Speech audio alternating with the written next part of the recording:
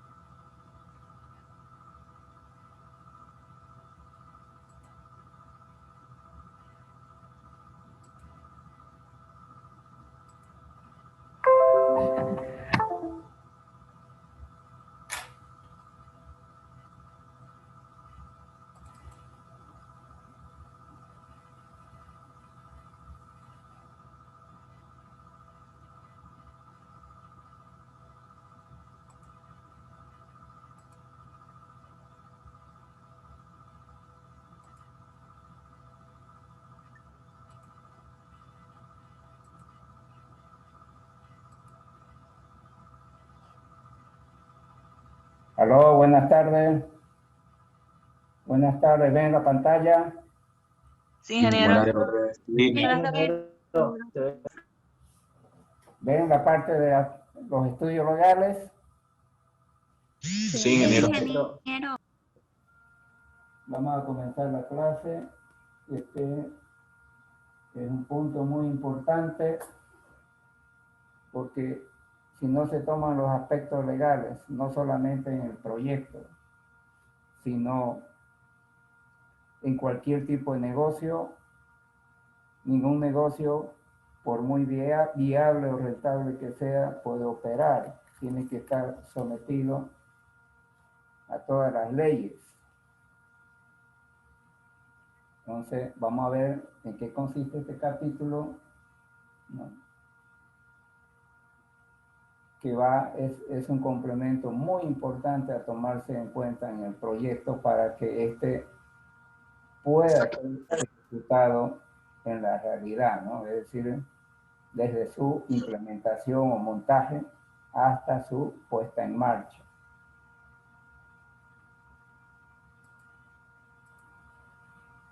Bueno, vamos a comenzar con la contextualización.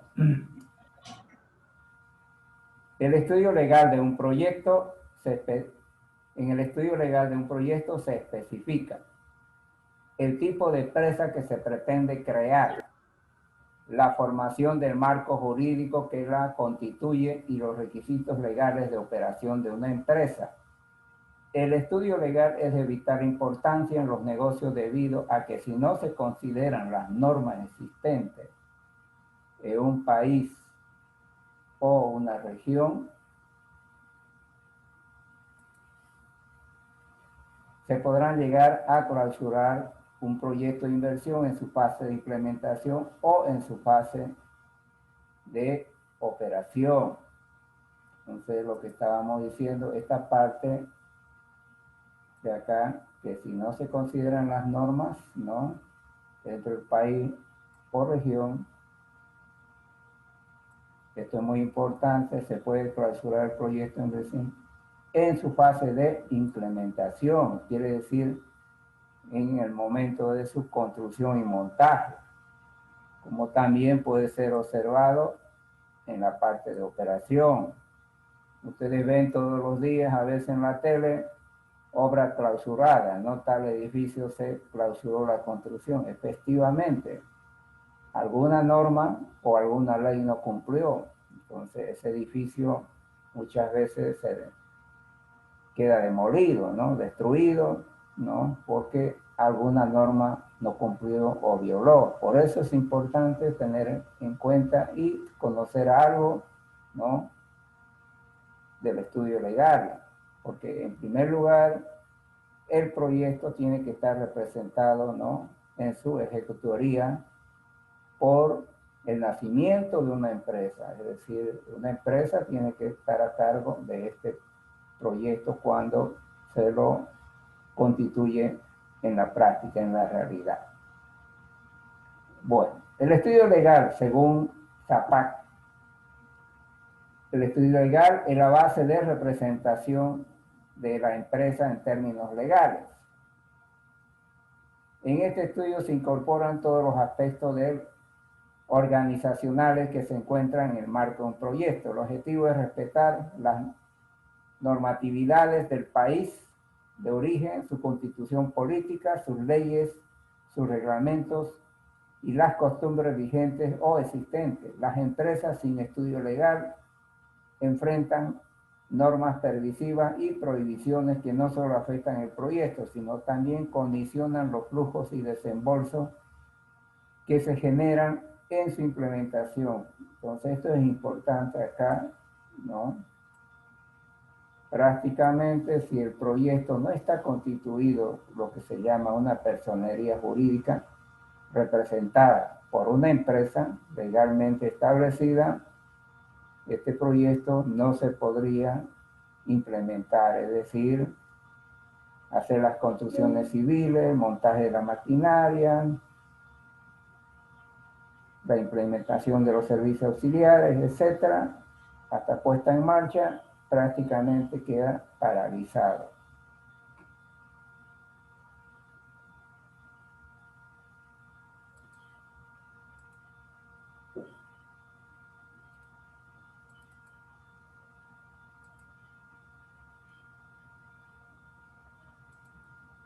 Entre los elementos que se deben considerar en el estudio técnico está por definir el tipo de sociedad legal que regirá a la empresa, cómo estará constituida, si presentará registro de marcas y patentes, así como los aspectos tributarios que debe cumplir.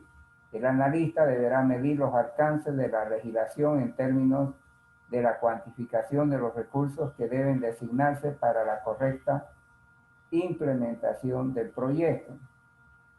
Esto quiere decir que hay un costo, ¿no? Por eso dice los recursos para la correcta implementación legal del proyecto.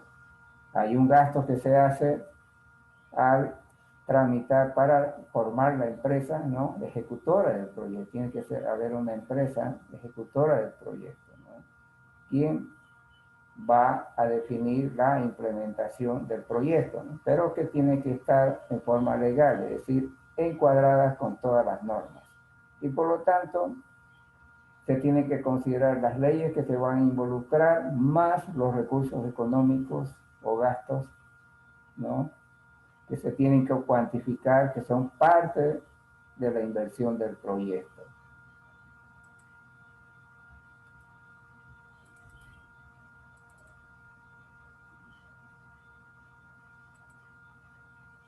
Estudio legal, la formulación y evaluación de un proyecto. Formulación quiere decir preparar el proyecto y su evaluación quiere decir medir sus rendimientos. El estudio legal busca determinar la viabilidad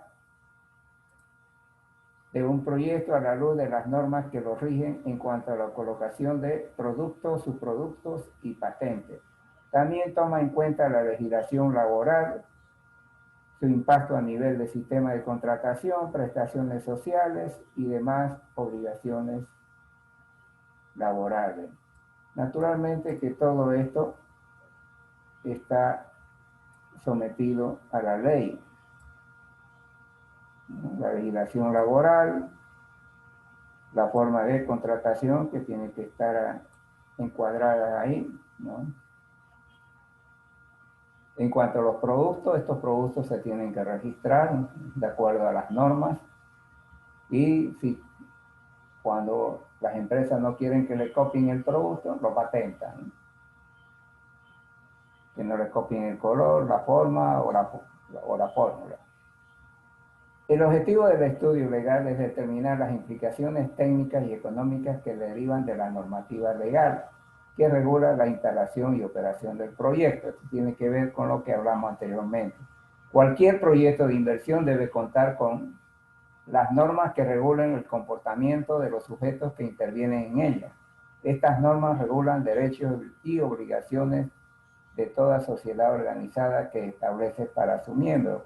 Cuando hablamos de derechos y obligaciones, ¿no?, de la sociedad, estamos hablando de los derechos y obligaciones, ¿no?, de los socios, ¿no? Los miembros son los socios, o sea, que componen la sociedad, ¿no?, dueña y ejecutora del proyecto.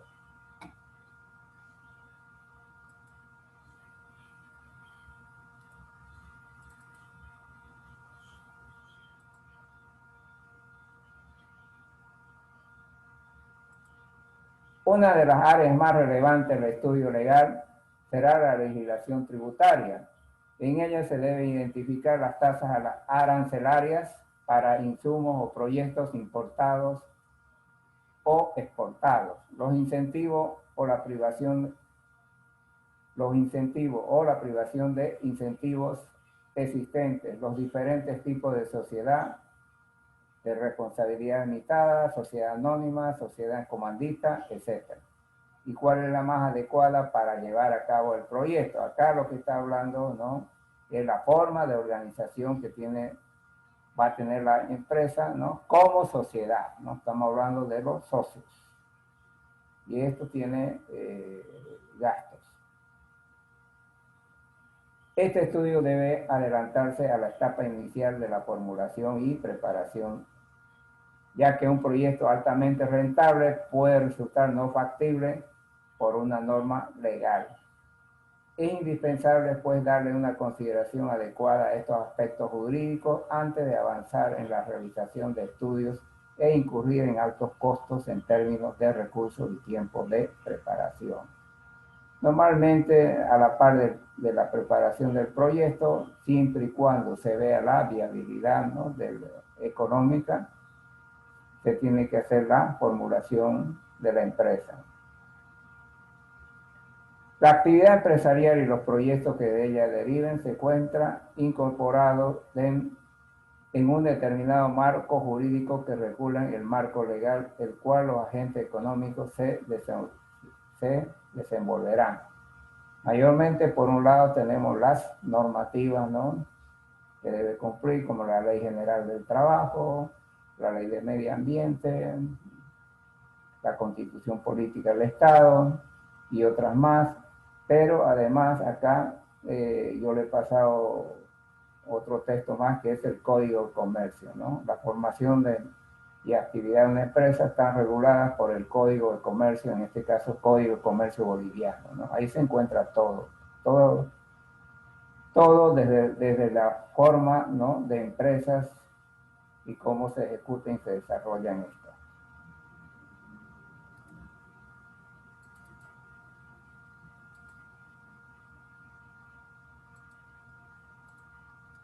El estudio de factibilidad de un proyecto de inversiones debe asignar importancia al análisis del cuerpo normativo que regirá la acción del proyecto, tanto en su etapa de origen como en su implementación y su siguiente puesta en marcha. Ningún proyecto, por muy rentable que sea, se podrá llevar a cabo si no se encuentra en el marco legal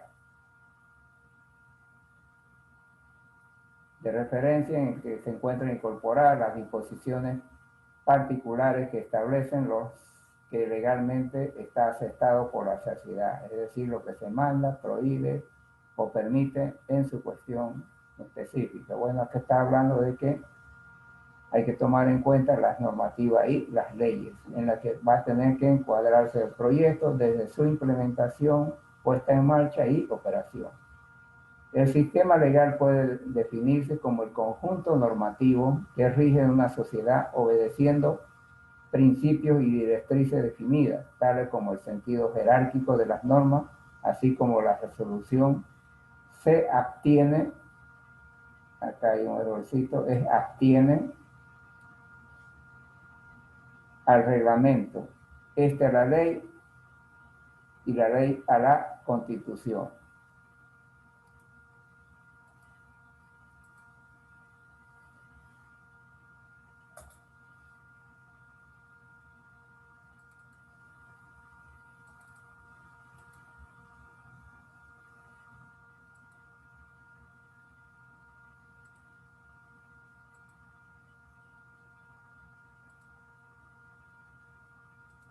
Ya.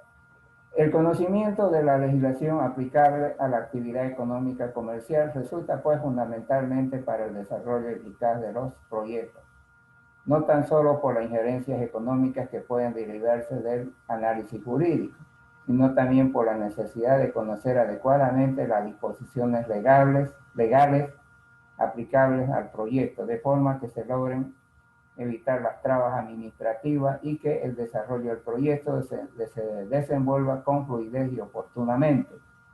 La legislación económica y financiera es distinta en cada país y depende de su desarrollo, tecnología y cultura. Bueno, acá lo que está hablando es que en todo proyecto anticipadamente debe tomarse en cuenta las leyes. En la parte de la legislación estamos hablando de, por ejemplo, la cuestión financiera en cuanto a solicitar préstamos. Hay que tomar en cuenta, ¿no?, los préstamos de dinero a veces que necesita el el proyecto, como también la forma, ¿no? O la contabilidad que se tenga que llevar dentro del proyecto, también eso está normado, ¿no? Y va a depender, ¿no?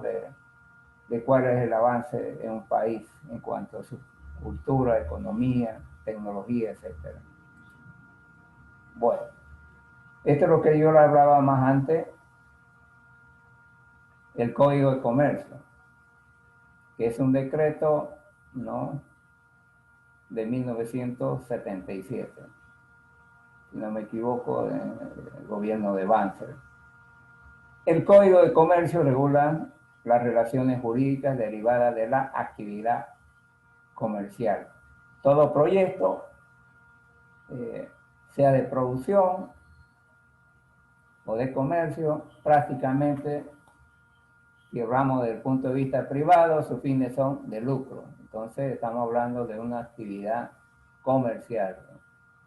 De que hace compras, vende para obtener utilidades. Bueno, hay algunas cositas que debemos conocer del Código de Comercio, algunas definiciones. Es un librito un poco largo, pero veremos algunas que pueden importarnos. 1. El concepto de comerciante.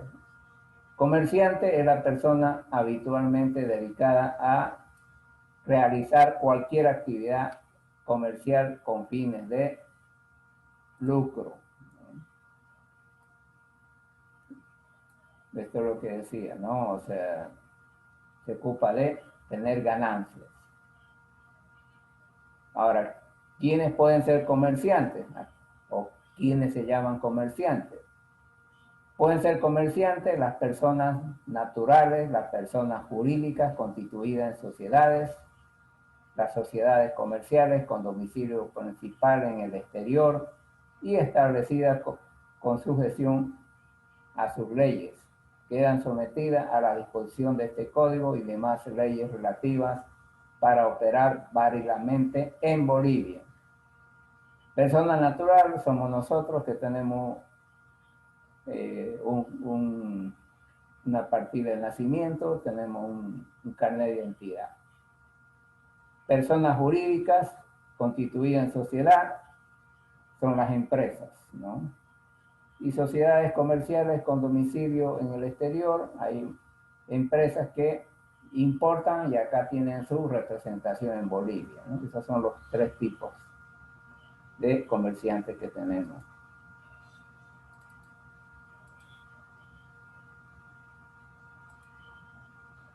Actos y operaciones de comercio, ¿no? Acá está hablando qué significa comercializar. Son actos y operaciones de comercio, entre otros. La compra de mercadería o bienes, muebles destinados a su venta en el mismo estado o después de alguna transformación y la subsecuente enajenación de ellos como su permuta. Es decir, hay gente que compra, qué sé yo, telas y las vende, eso es compra de mercadería y venta. Otros compran casas, la mejoran y la venden, ¿no? En fin, son actos de comprar y vender por lo general, ¿no? Y permuta, ¿no? Permuta es, por ejemplo, hay gente que vende su casa y que le paguen dinero y en vehículos, ahí está permutando parte, ¿no? La adquisición o alquiler de maquinaria en general, implementos para alquilarlo, subalquilarlo, y el alquiler o subalquiler de los mismos. O sea, cuando hablamos acá de adquisición o alquiler de maquinarias, bueno, mayormente en la agricultura se alquilan tractores, ¿no? Las empresas alquilan oficinas, ¿no? Para su movimiento, galpones, etcétera, ¿no? Compraventa de una empresa mercantil o establecimiento comercial o la enajenación de acciones, cuotas o parte de interés de fondo social. Bueno, comúnmente las empresas pueden cambiar de dueño, ¿no? Como también los empresarios que tienen acciones en una empresa venden sus acciones. Recepción de dinero en préstamo o mutuo con garantía o sin ella, para proporcionarlo en préstamo, interés y los préstamos subsiguientes, así como dar habitualmente préstamo de dinero a interés. Bueno, es lo que hacen las entidades financieras, ¿no? Dan préstamos, por lo general con garantías, ¿no? Para la devolución, y por este préstamo cobran, ¿no? Cobran el interés. La compra o permiso de títulos, valores público o privado con el ánimo de negociarlo, y el giro, otorgamiento, aceptación o negociación de los mismos. Los títulos a veces se llaman acciones, ¿no? Las acciones comunes son títulos que se compran, ¿no? Como también bonos convertibles. En este país se manejan bastante.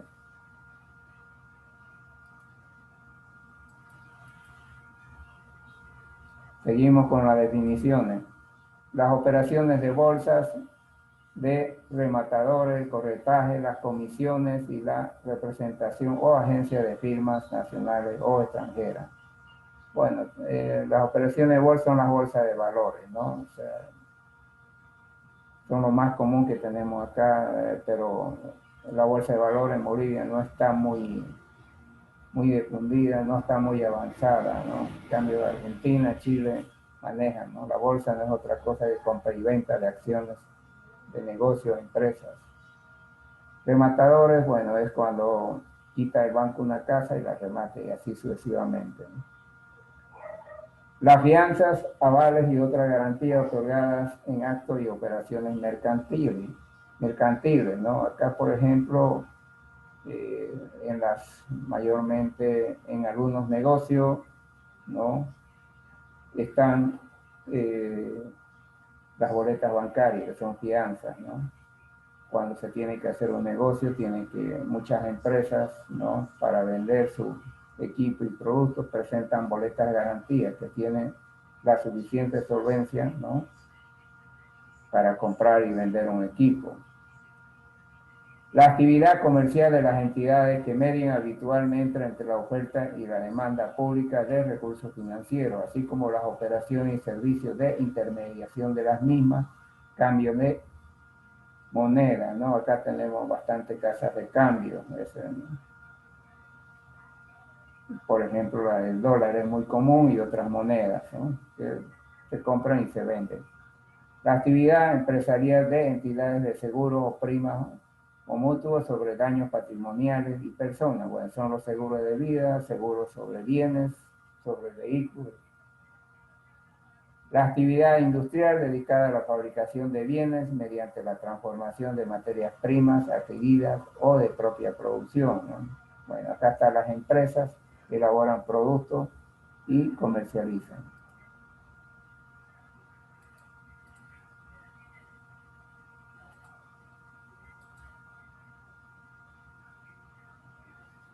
O sea, es bastante la actividad comercial. Nos seguimos. La actividad empresarial de transporte de personas o cosas a título oneroso, cualquiera sea la vía o medio utilizado, así como la del ramo de comunicación.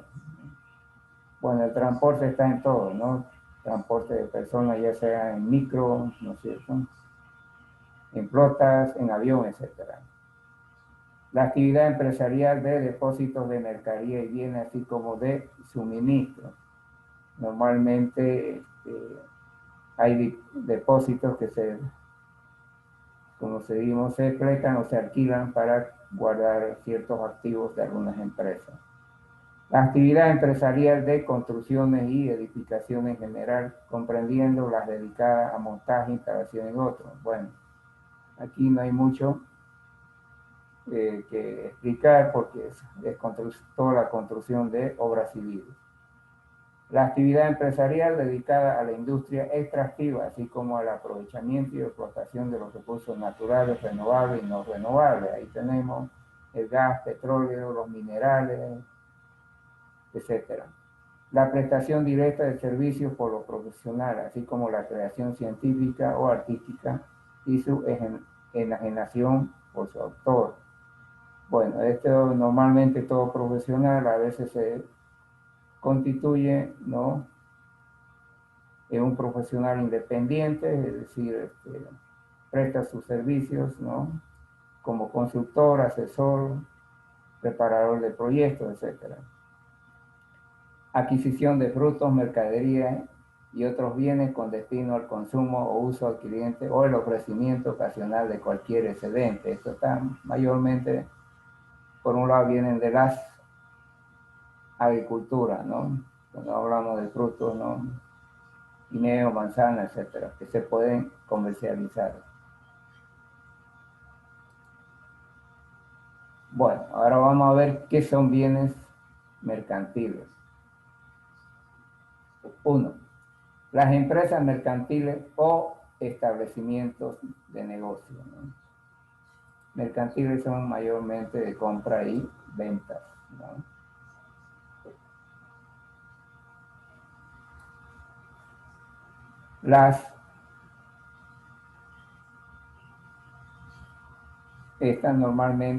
Estas empresas son las que continuamente están en venta, ¿no?, o negocios de comercio, que continuamente vemos, ¿no?, que se ofrecen.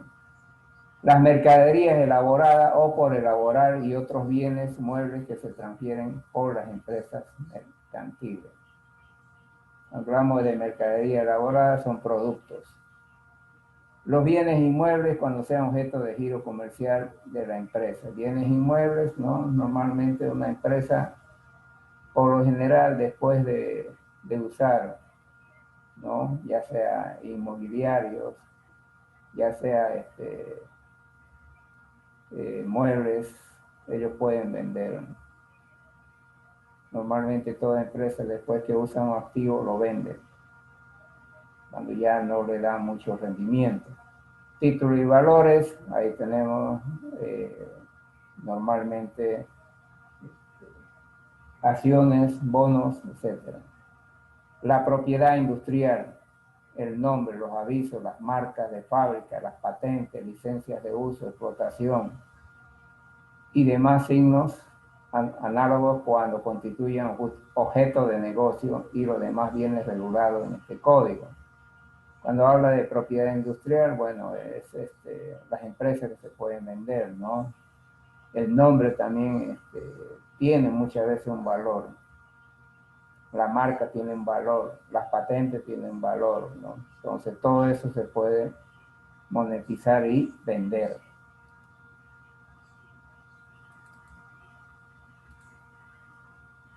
Formas de constitución. Bueno, acá empieza ya la parte legal para el proyecto, ¿no? Pero ya sabemos que son bienes que se pueden comercializar. Es la forma de organización adecuada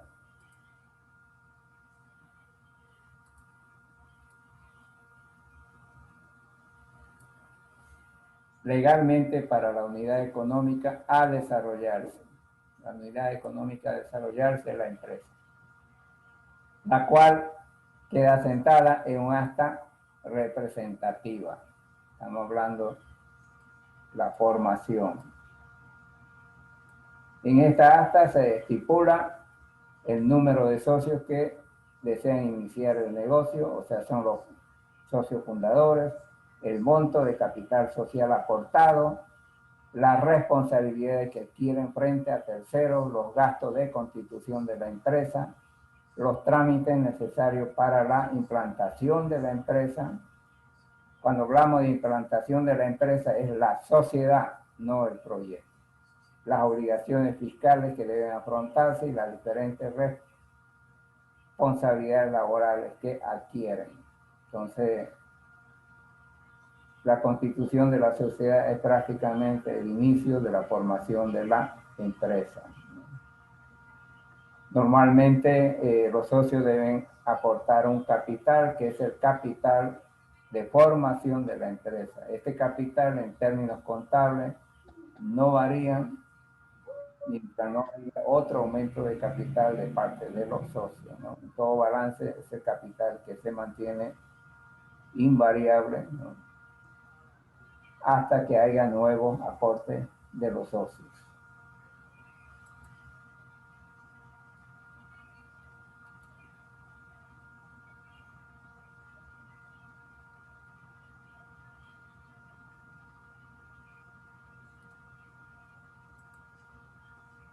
Constitución de la empresa. Es decir, acá se refiere cómo nace la empresa. No estoy hablando, no es el proyecto, es la empresa ejecutora del proyecto. Tiene que haber una sociedad ejecutora del proyecto. 1. Tenemos las representaciones personales que pueden ser de orden natural o jurídica. Cuando habla de orden natural son los socios, ¿no? Son las personas socias. Cuando hablamos jurídico, hay empresas que son dueñas de empresas, a veces, ¿no? Hay empresas que actúan como accionistas de otras empresas, eso es jurídico. Representación en sociedades como celdas colectivas, comanditas de responsabilidad limitada, anónimas de sociedad mixta, por acciones implicadas y economías solidarias. Normalmente son las más comunes, aunque para nosotros, donde nosotros vamos a ir a trabajar normalmente, son dos. Sociedad de responsabilidad limitada y sociedad anónima. Mayormente más trabajamos en esas porque son empresas de producción. Al constituirse esta, se está hablando de la empresa, puede tener distintas formas de organización y por ende distintos costos aplicados a cada una de ellas. Los involucrados en el proyecto deberán investigar la forma legal de constitución necesaria que respaldará a la empresa. El analista del proyecto deberá estudiar las características que integran el proyecto, el volumen de operación, el capital que será requerido, el número de personas involucradas, la situación que guardan cada uno de los socios, el esquema de la legislación tributaria y laboral que será usada. Teniendo en cuenta lo antes mencionado, los interesados del proyecto deben considerar el estudio legal como la forma de constitución de una empresa. Bueno, esto vamos a ir viendo los próximos desarrollos de cada cosita. Bueno, constitución de las sociedades comerciales. De acuerdo al Código de Comercio Boliviano, título 3, capítulo 1, para la constitución de sociedades se tienen las siguientes disposiciones generales. Bueno, el artículo 125 del Código de Comercio dice: por el contrato de sociedad comercial, dos o más personas se obligan a efectuar aportes para aplicarlos a logros de un fin común y repartirse entre sí los beneficios o soportar las pérdidas. ¿No? O sea, una sociedad puede ser formada por dos o más personas, dice, ¿no? La cual cada uno hará su aporte económico o de otra manera, pero que se moneticen. Bueno, y tendrán que repartirse las ganancias, como también asumir las pérdidas, ¿no? Cuando la empresa pierda económicamente. La tipicidad. Las sociedades comerciales, cualquiera sea su objeto, solo podrán constituirse en alguno de los siguientes tipos. O sea, estas son las sociedades que están en el Código de Comercio, ¿no? Sociedad colectiva, sociedad en comandita simple, sociedad de responsabilidad limitada, sociedad anónima, sociedad en comandita por acciones y asociación accidental o de cuenta de participación, ¿no? Las que más nosotros nos interesa son las sociedades anónimas y las sociedades de responsabilidad limitada. Las otras prácticamente no están en nuestro rubro, ¿no?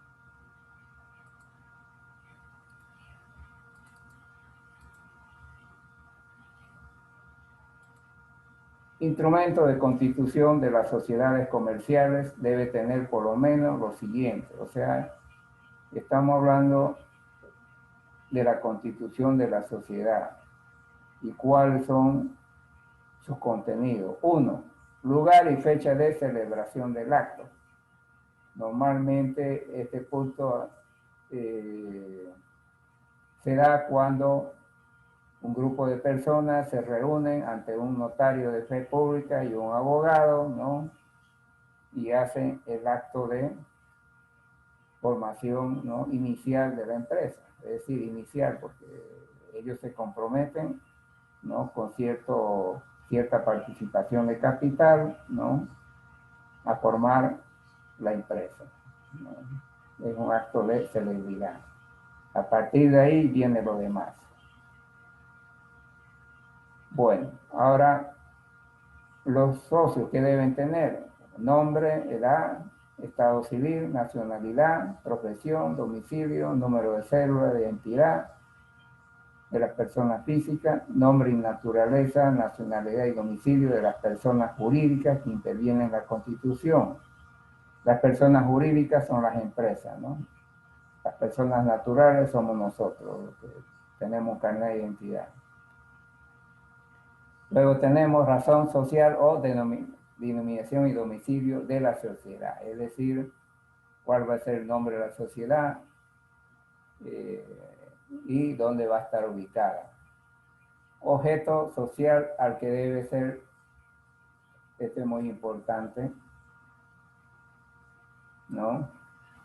¿A qué se va a dedicar la sociedad? Es decir, mayormente se dice: esta sociedad conformada va a comprar tales materias primas, la va a transformar y la va a vender. Tiene que estar bien especificado lo que va a hacer la sociedad desde el punto de vista comercial. Porque acá, después de que se ponga este objeto social, no se puede cambiar. Monto del capital social con indicación del mínimo en cuanto sea, cuando este sea variable. Mayormente a veces la sociedad sale con un monto, pero después tiene que aumentar, ¿no? Entonces todo eso tiene que estar explicado, porque el capital social es el que va a participar en el sistema contable y normalmente este no cambia mientras no haya nuevo aporte de los socios. Luego tenemos el monto del aporte efectuado por cada socio en dinero, en bienes, valores o servicios y su valorización. En las sociedades anónimas deberá indicarse además el capital autorizado, suscrito y pagado, la clase, el número de valor nominal y naturaleza de la emisión y demás características de las acciones, la forma y término en que deben pagarse los aportes comprometidos, que no podrá exceder de 2 años. En su caso, el régimen de aumento de capital social. O sea, acá está hablando la última parte de las sociedades anónimas, ¿no? Acá se tiene que definir el capital total y el capital de cada socio. ¿Por qué? Porque este capital se lo va a convertir en acciones, un número de acciones en la cual cada acción tendrá un valor monetario. Y también deberá indicarse cómo los socios van a pagar este valor de estas acciones, ¿no? Y tiene 2 años, ¿no?, para completar estos aportes.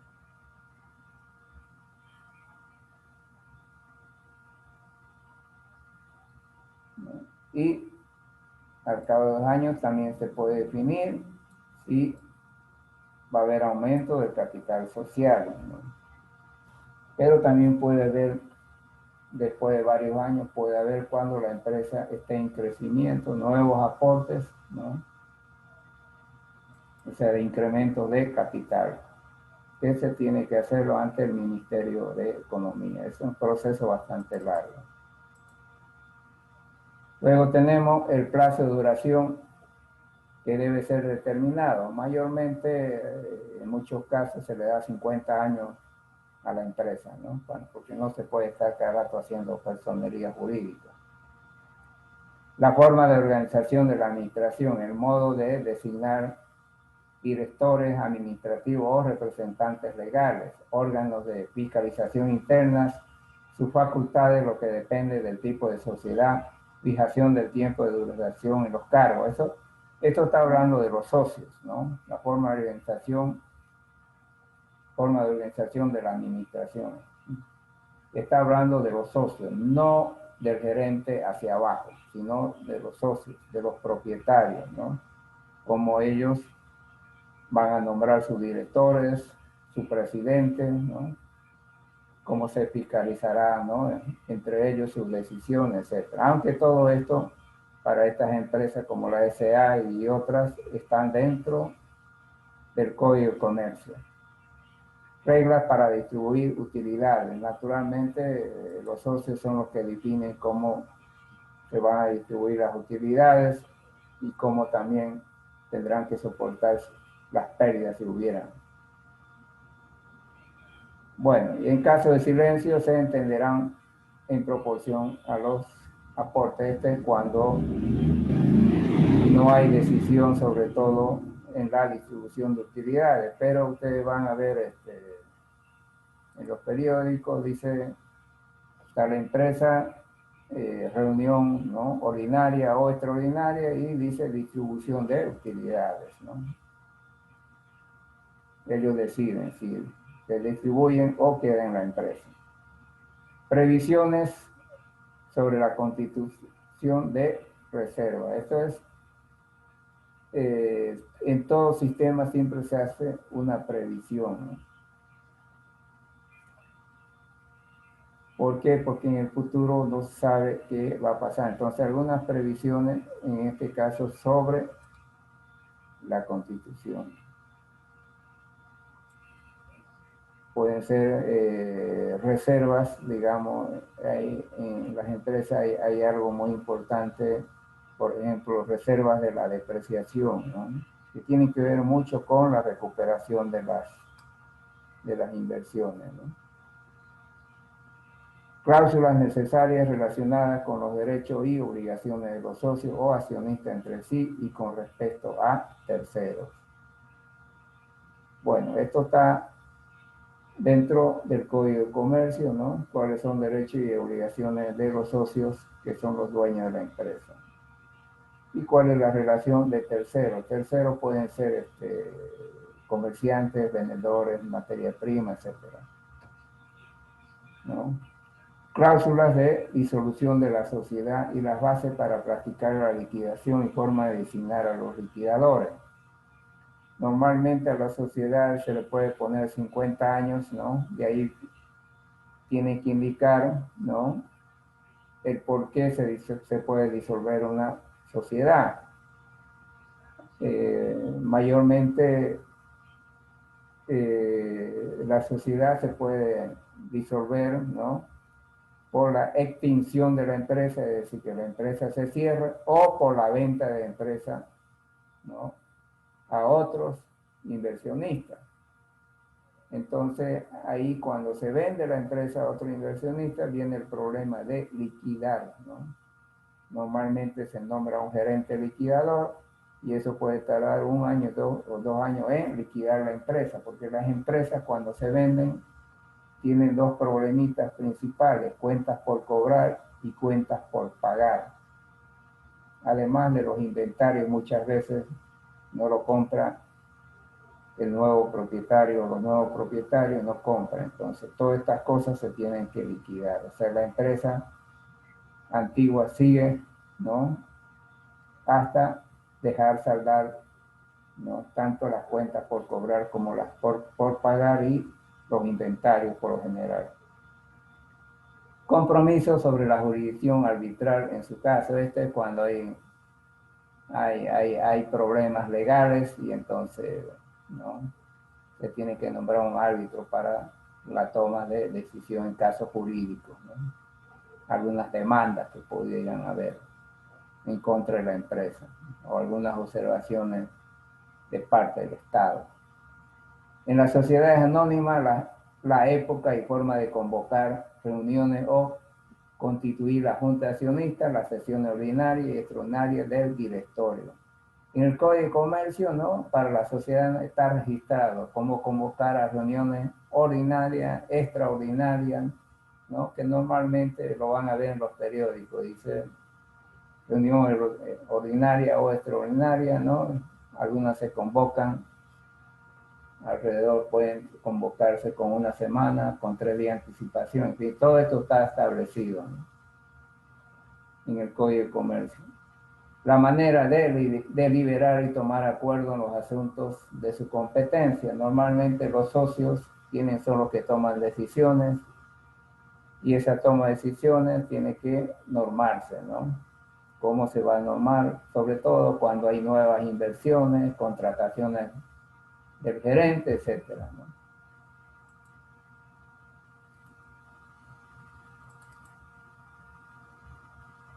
Instrumento de constitución.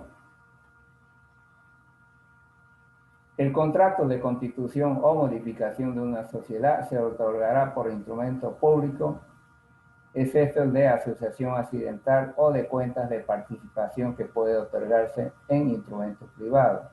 Cualquier persona que figure como socio accionista puede demandar a la vía sumatoria el otorgamiento de la escritura pública y su inscripción. Es decir, la constitución, ¿no? Normalmente o modificación de la sociedad, todo esto se publica, ¿no? Van a ver en los periódicos. Cuando hablamos de asociación accidental es cuando no se logró sacar la personería jurídica, entonces se forma una asociación accidental para que pueda operar hasta que salga la personería jurídica. Bien, y muchas veces hay problemas en la otorgamiento de la personería jurídica y ahí es donde los socios pueden demandar, ¿no? Al ente público el por qué se alarga la cosa o por qué no ha salido, ¿no? O alguna observación que no está conforme.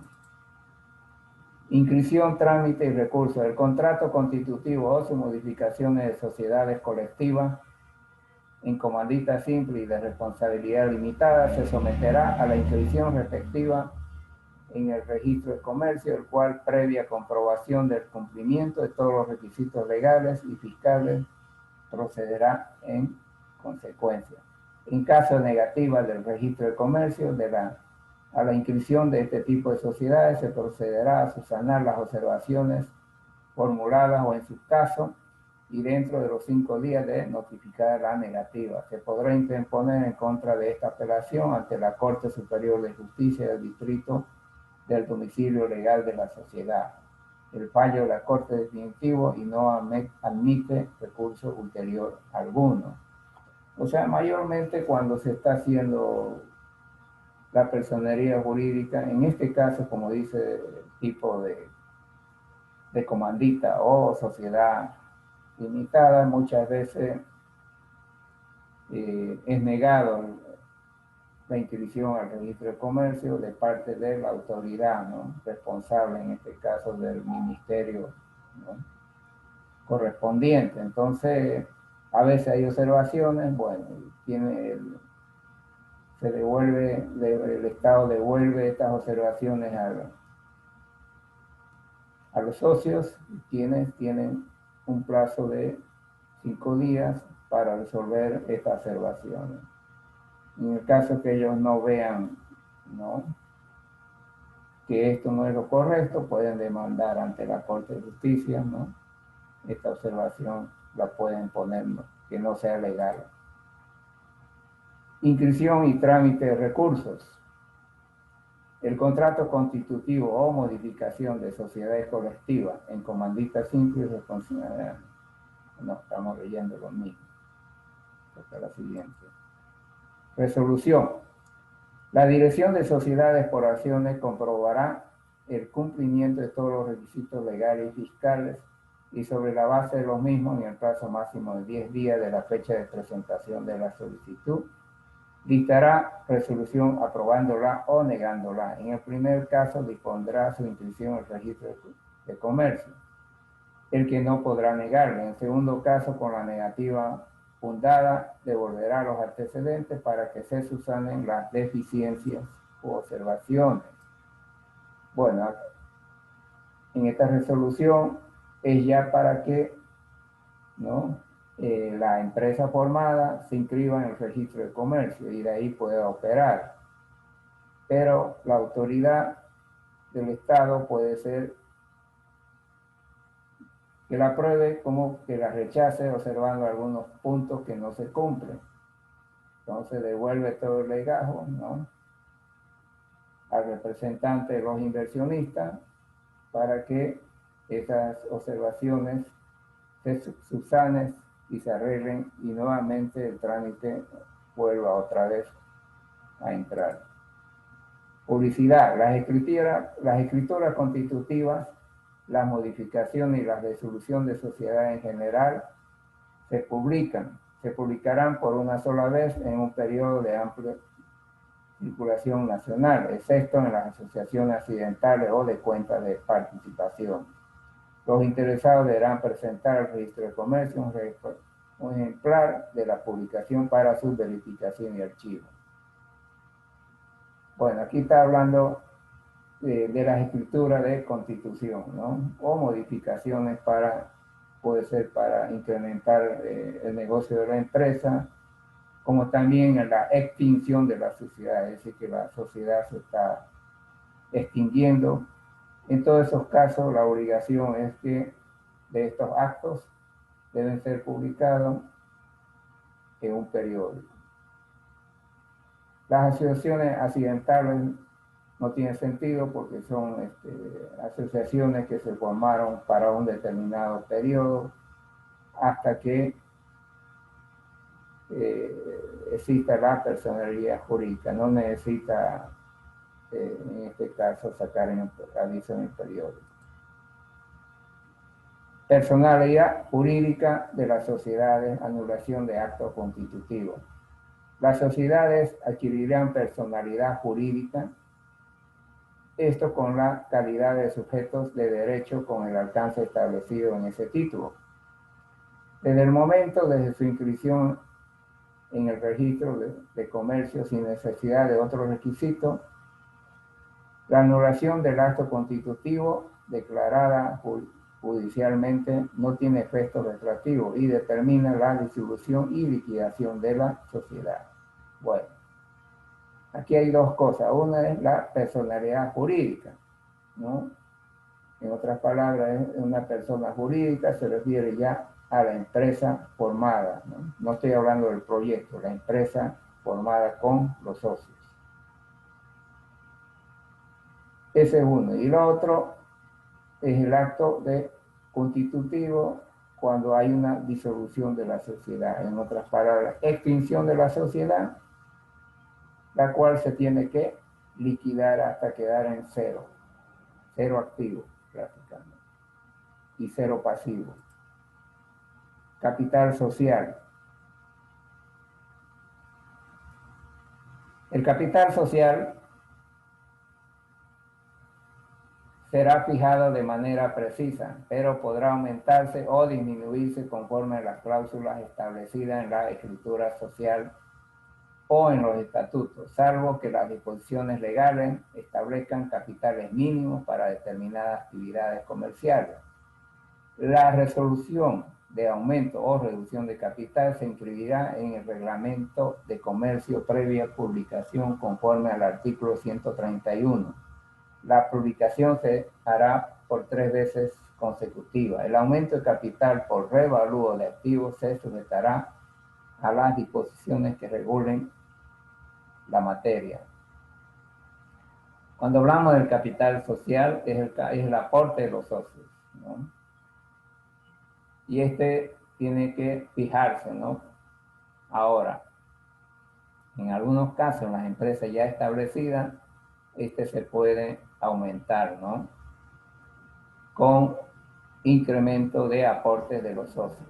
O se puede disminuir por achicamiento o fracturación de la empresa, ¿no?, que se ha reducido, ¿no? Entonces se disminuye este capital. Este capital en sistema contable es constante, no tiene ni aumento ni disminución, solamente tendrá a través de la ley, que es un trámite ante el Estado.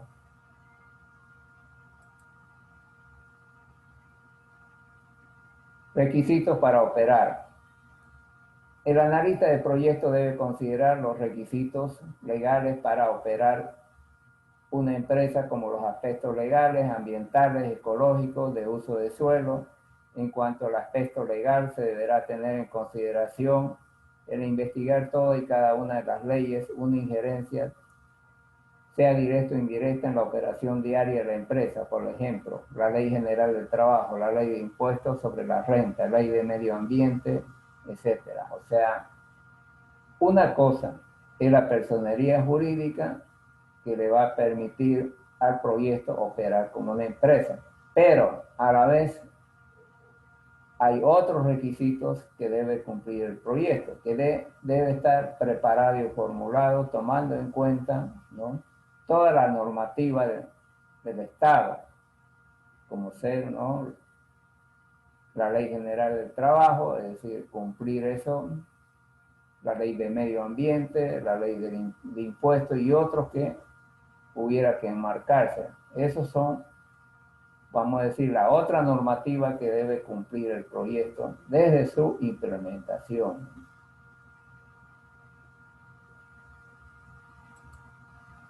Para el aspecto ambiental y ecológico se debe considerar la reglamentación pertinente para prevenir y controlar riesgos de contaminación en el aire, agua y el medio ambiente. En cuanto a la localización e instalación, deberán tomar en cuenta los planes de ordenamiento territorial que establecerá las condiciones para el uso de suelo y procedimientos de actividades productivas o comerciales de cualquier bien o uso, ¿no? Entonces, una de las leyes por la que el proyecto va a pasar a revisión a través de la autoridad competente del Estado es la ley, cumplir con la ley del medio ambiente. Por otro lado, tanto la gobernación como las alcaldías ya tienen una distribución territorial, ¿no?, de los lotes o territorio, donde es asentamiento industrial y donde es asentamiento de vivienda y donde son tierras que no se deben tocar, ¿no? Entonces, esto ya está definido, el Estado lo tiene, por lo tanto, cuando se va a instalar el proyecto, donde se va a montar, bueno, tiene que tener el plan de uso de suelo para este tipo de actividad. Ordenamiento jurídico de la organización social. El ordenamiento jurídico de la organización social condiciona al mecanismo operacional de los proyectos de inversión. Por un lado, se cuenta con la Constitución Política del Estado. Por otro lado, la normativa legal de los actos de comercio está regulada por el Código de Comercio, que incorporan toda la existencia legal, mercantil e incluso comercial, lo que deberá conocer el preparador y evaluador del proyecto. Asimismo, la legislación laboral, que pretende gravitar fuertemente en el presupuesto del proyecto, según sean las disposiciones del Código de Trabajo pertinente a la indemnización por año de servicio y desahucio de los trabajadores. Naturalmente que uno de los aspectos muy importantes que hay que tomar en cuenta es la ley laboral, porque todo trabajador tiene un haber básico, que es lo que le figura en la papeleta de pago. Pero en esa papeleta de pago no figuran las cargas sociales, ¿no?, más o menos un 33 a 35% sobre ese básico. Entonces, ahí la ley, ¿no?, lo obliga a que, por un lado, el proyecto va a tener un gasto en el haber salarial o haber mensual, pero también la ley le dice, usted tiene que someterse, ¿no?, a pagar las cargas sociales, que no están en la papeleta del trabajador, como se le debe al trabajador por cada año. Ya tiene un total ganado el trabajador, tiene un aguinaldo, tiene derecho a a un seguro médico y así sucesivamente, ¿no? Eso se llaman aportes patronales. Eso está dentro de la Ley General del Trabajo. Y que le va a decir que el trabajador solamente trabaja 8 horas, si trabaja fuera de las 8 horas, tiene que pagar el doble por cada hora trabajada, que el domingo tiene que pagar un dominical, etcétera. Entonces está sometido a esa ley laboral. Bueno, lo voy a parar hasta acá para ver si hay alguna pregunta. Mañana continuamos.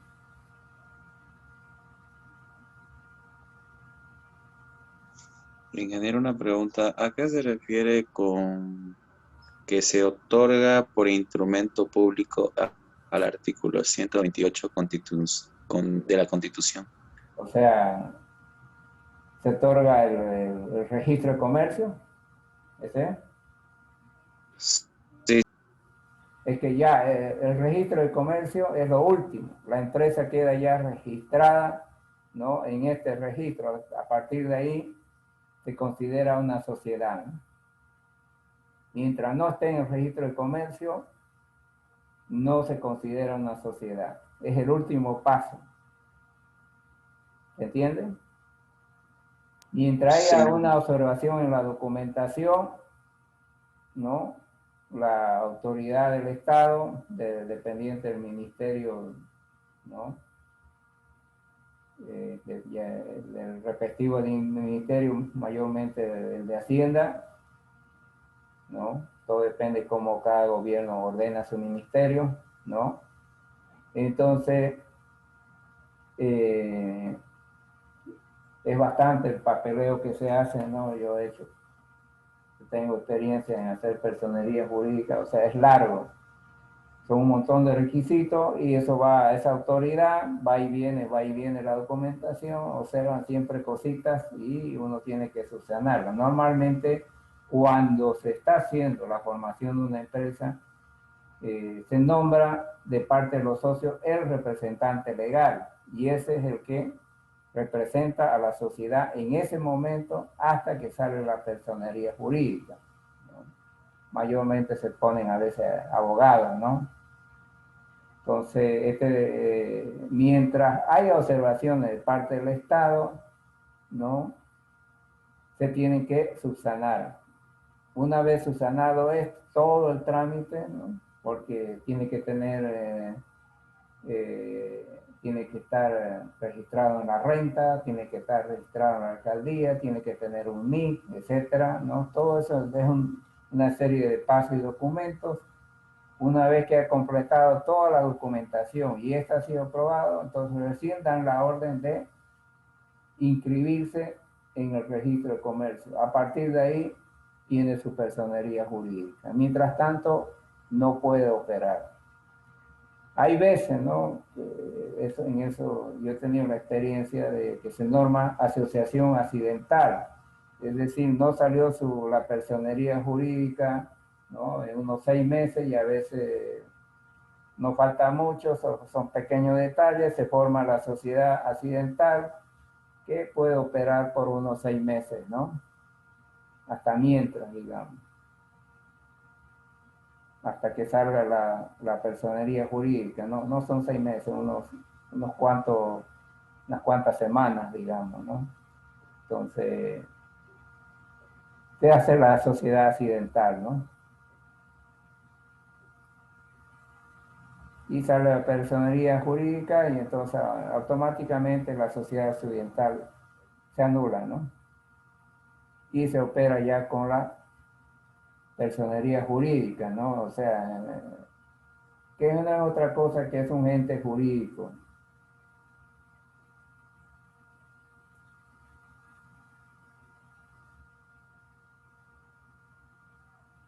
¿Alguna otra pregunta? Buenas tardes, ingeniero. Una consulta. ¿Qué porcentaje de la inversión se gasta en todos estos trámites legales? Estos legales depende de los abogados, ¿no? O sea, depende de los abogados, depende de la envergadura de la empresa, ¿no? Del tipo de sociedad, ¿no? Yo mayormente he participado en sociedades anónimas, ¿no? Entonces, muchas veces los abogados cobran alrededor, en el caso de nosotros, cobró alrededor de $25,000, ¿no? Llevar todo el proceso.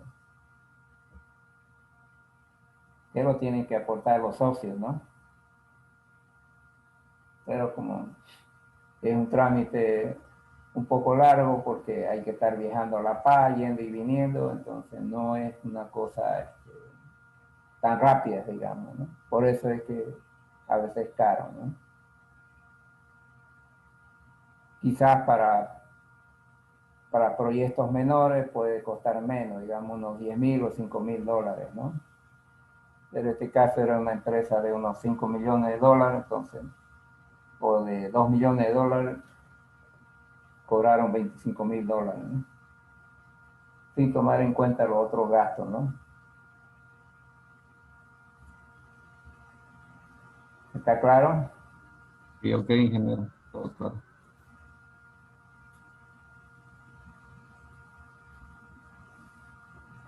¿Alguna otra pregunta?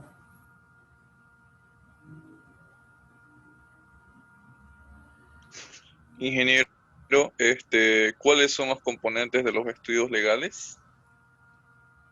El estudio legal, ¿no? Como su nombre lo dice, es tomar en cuenta toda la normativa del Estado. Entonces, un parámetro de ello es tener la sociedad constituida, el primer parámetro. O sea, en otras palabras, para que se ejecute un proyecto nuevo, tiene que tener, ¿no?, como patrocinador una empresa. Todo proyecto nuevo tiene que nacer una empresa en el cual están los socios. Ese es el primer parámetro, la sociedad ejecutora del proyecto, el primer parámetro.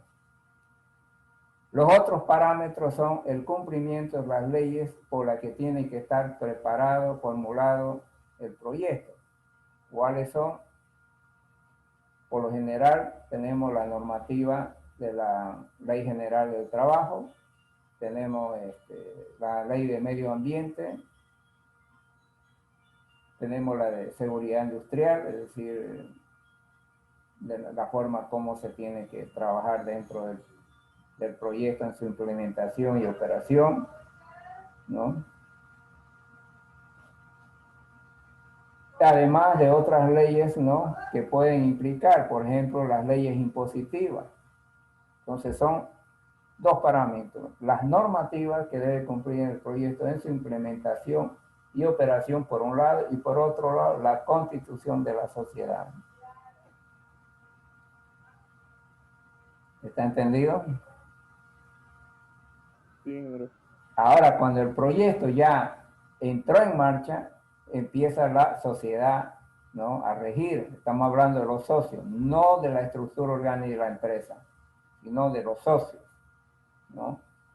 Estos dos socios, mayormente, lo que más conozco es la sociedad anónima donde he trabajado. Los socios se rigen, ¿no?, tanto en SRL como en sociedad anónima. Los socios en sus decisiones se rigen, ¿no?, por el Código de Comercio, ¿no? Como también siempre la sociedad establece un manual, ¿no?, para la sociedad. Un manual de cómo se va a manejar la sociedad. Y más que todo se refiere, ¿no?, a las formas de cómo hacer las reuniones, cómo se tienen que tomar las decisiones, ¿no? Es decir, más se refiere este manual a la forma, ¿no?, de cómo deben operar la empresa a nivel de sociedad, no a nivel de la planta, sino de la sociedad, de los socios, ¿no? Hay un reglamento interno, pero ese reglamento interno tiene que estar basado en el Código de Comercio, ¿no? También el Código de Comercio tiene todos sus artículos de cómo debe operar más que todo donde nosotros más estamos, o una SRL o una sociedad anónima. Las plantas pequeñas son, empresas pequeñas son de responsabilidad limitada, pero las empresas grandes son sociedades anónimas que después en los siguientes capítulos vamos a ver eso. Lo que más nos interesa a nosotros son la responsabilidad limitada, ¿no? Que en algunas de ellas vamos a trabajar, o las sociedades anónimas. El resto no interesa mucho, ¿no? Nos interesa esas dos, por si algún día alguien quiere ser empresario, ¿no?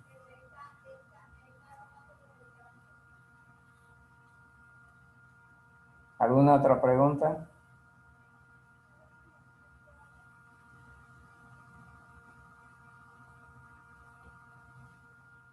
¿Dudas?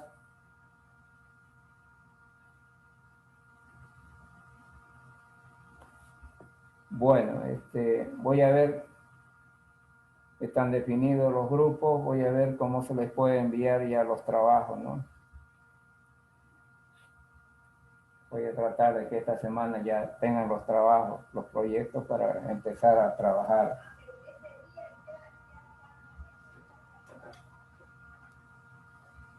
Bueno, nos vemos mañana. Si tienen dudas mañana, preguntan. Hasta luego. Hasta luego. Hasta luego, ingeniero. Hasta luego. Hasta luego.